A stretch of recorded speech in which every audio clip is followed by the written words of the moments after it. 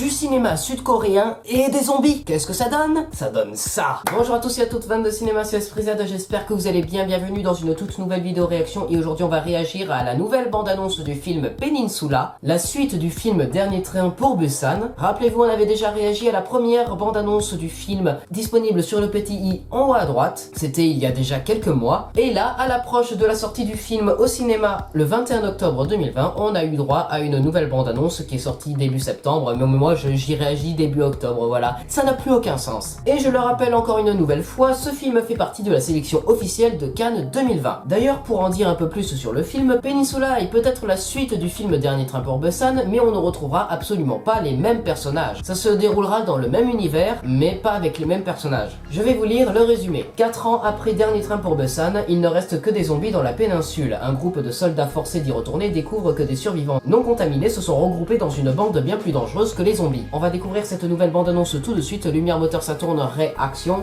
générique.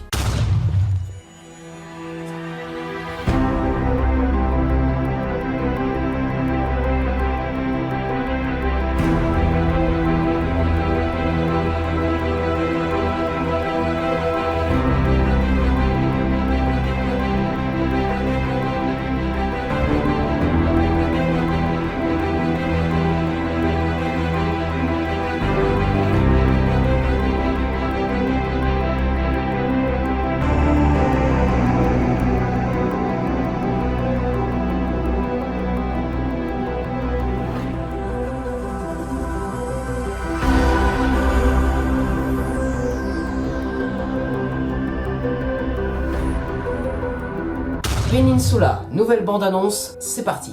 T'as perdu la tête. Tu veux y retourner, toi?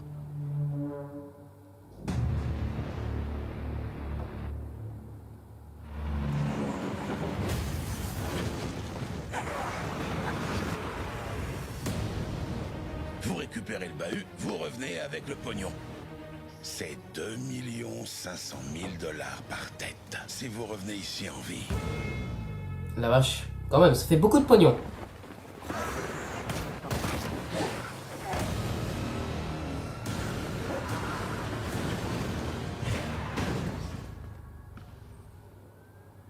Grimpe si tu veux vivre.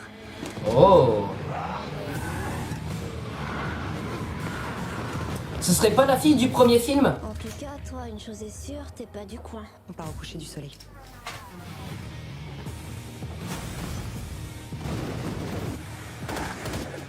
Il faut encore que j'intervienne. Tuez-les tous! Accrochez-vous bien! Ouh.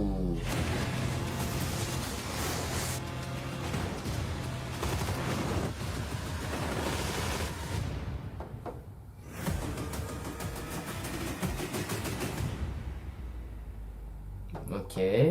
Ça a l'air pas très fluide, hein? Ou en tout cas, ça n'a pas l'air vraiment très... Voilà, quoi. L'action ne va pas être très bien suivie, quoi. Bon, du coup, qu'est-ce que je pense de cette nouvelle bande-annonce, qui est un peu plus courte que la précédente, d'ailleurs. Mais cette fois-ci, on l'a en VF. Donc du coup, l'histoire, c'est que ce groupe de soldats vont aller chercher des personnes non contaminées sur la péninsule et les ramener afin d'en tirer une énorme somme d'argent. 2 millions de $ par tête, si j'ai compris. Le problème, c'est qu'ils vont se retrouver d'une manière ou d'une autre contraints à rester sur la péninsule et vont devoir non seulement se battre contre ces personnes non contaminées qui font des petits tournois de match à mort, comme on a vu dans la première bande-annonce, et vont devoir se battre aussi contre des hordes de zombies en CGI. Voilà.